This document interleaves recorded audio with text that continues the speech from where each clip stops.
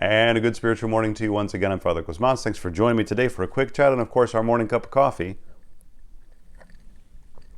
And once again, Christ is risen as we continue to celebrate the resurrection. And for today, I wanted to talk about something going on in the world of sports right now.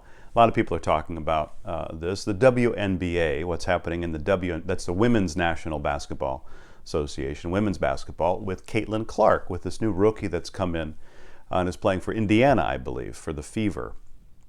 And there's all sorts of talk about, what's going on with her and the current players being jealous about, her getting recognition, her own teammates, her being targeted by other teams and, sort of obvious flagrant fouls, or they're playing very rough, and all sorts of different things going on. What do I think about this? Because it's popular right now in sports. Everyone's talking about it. And anything we can learn, from this for our own sake in the spiritual life. Well, first of all, people are comparing her to Steph Curry.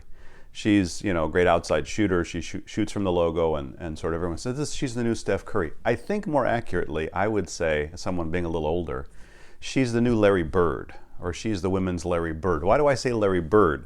Not because of her game, not because of how she plays, but because she's doing for the WNBA what Larry Bird did for the NBA. If you remember when Larry Bird came into the league, there was a big uproar about him being the great white hope, right? He was in Boston.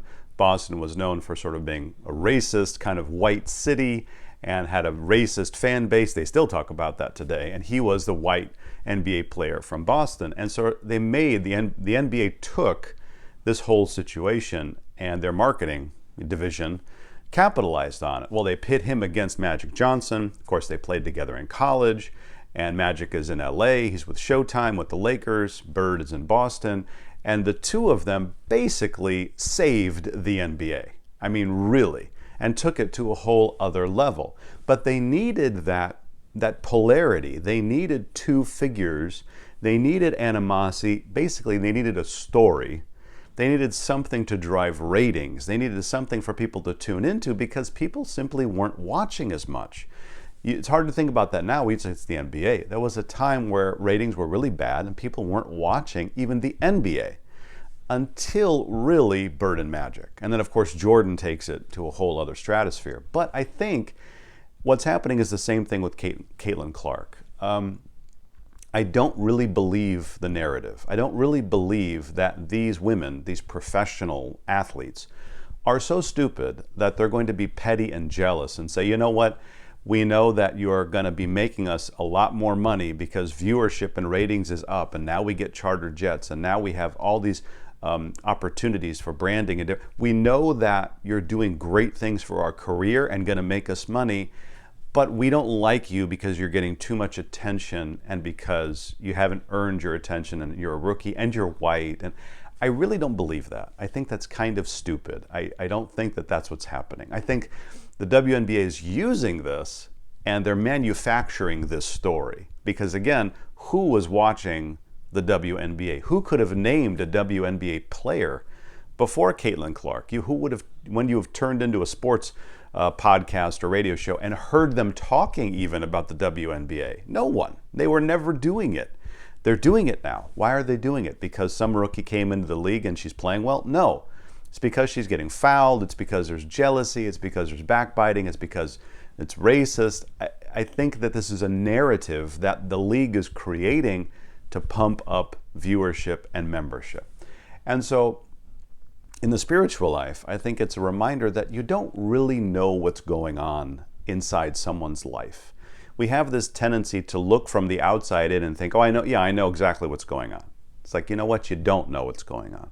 Just like all the people looking at the WNBA say, I know what's going on. This is the narrative. You know what? I think that that's being manufactured and it's being put out there for you, and you have no idea what the real story is.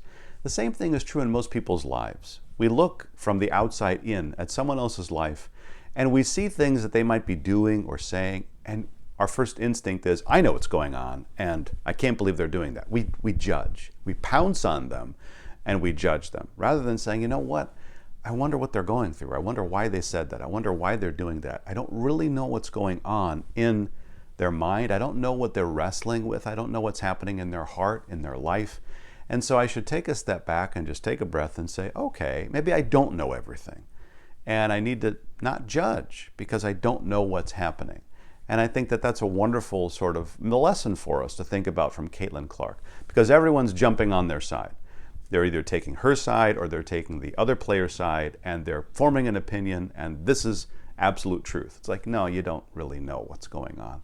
So take a step back. Don't judge other people. And if they say something to you that's a little raw, that's a little hurtful, that's a little difficult, always remember, don't pounce, don't judge. Just say, I don't know what they're going through. I don't know the real story. I think that's the lesson. I don't know the real story. And so I should take a step back and just relax, and let's let the story unfold. And don't judge too harshly, because I don't know what's happening. And because also, I'm sure I behave that way, and I don't want people to judge me when I'm not at my best, because they don't know what's going on in my life.